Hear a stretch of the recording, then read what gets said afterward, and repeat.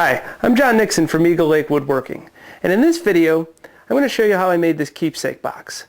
Some of the features include dovetail construction, an arch top lid, and a place to put a picture behind glass on the inside of the lid. The hardware includes a lid support hinge as well as a full mortise lock set. Let me show you how it's made. The keepsake box is made from these blocks of Cocobolo. It's a very hard, dense, and heavy wood that's naturally oily. To make the sides of the box, I'll resaw each block down the center on the table saw. I'll do this in 2 passes.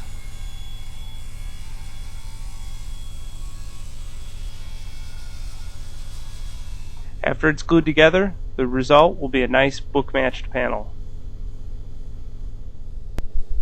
To get a perfect seam down the center of the panel, I'll joint the edges of each board. And before I begin joining, it's good to make sure that your joiner fence is 90 degrees square to the table. I use this handy little device by Wixie to check the accuracy of the fence.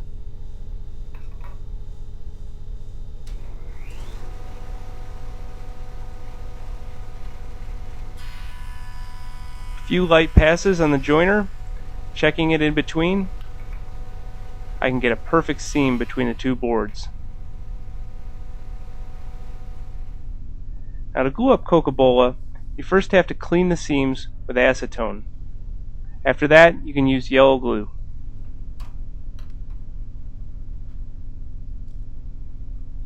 I clamp up all 4 sides and leave them to dry.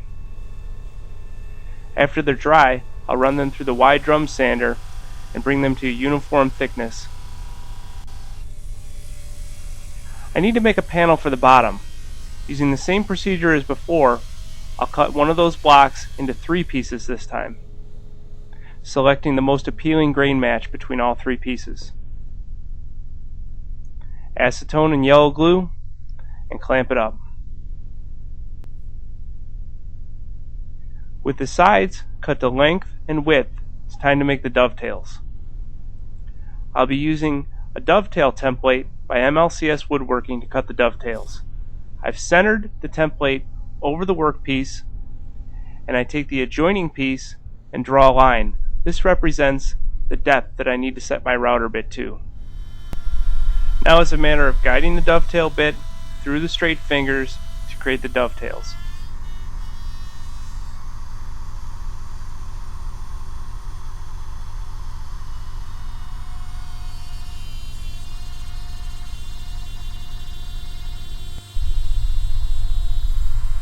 The result is a nice, crisp, clean set of dovetails. To make the pins and sockets on the adjoining piece, we center the angle fingers on the board and set the router bit depth the same as before. Now it's just a matter of removing the material between the angled fingers with a straight bit.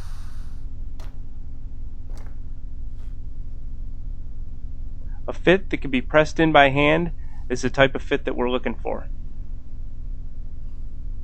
I've purposely left the pins a little bit proud of the adjoining surface so they can be sanded flush later. After a successful dry fit, I mark the location that I need to make a dado on all 4 sides to receive the bottom panel. I'll do this on the router table with a motorized router lift. I position the piece and then bring the bit up into the work with the foot pedal and begin the stop dado.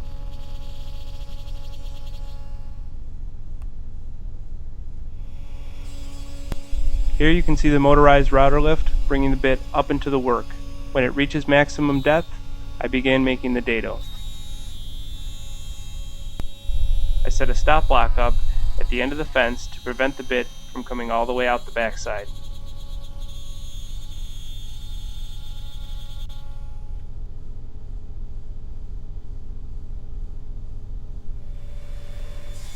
I cut the panel for the bottom to length and width on the table saw using the crosscut sled. Before assembling the box, I finish sand the inside of the bottom and the inside of all the rest of the panels.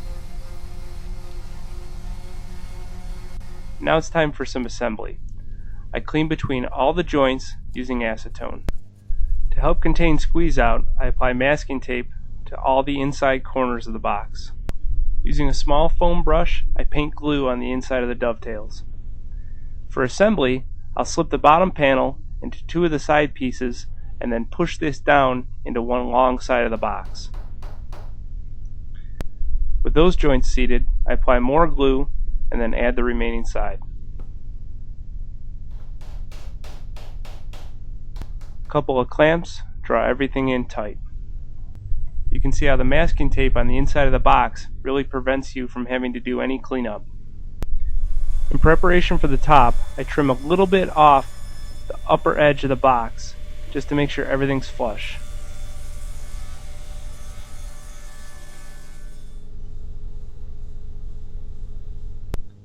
The top is constructed of 3 pieces which will join together and then shape into an arch. We need the seam in the top to be flawless, so again we'll joint all the pieces, clean them with acetone, and glue them together.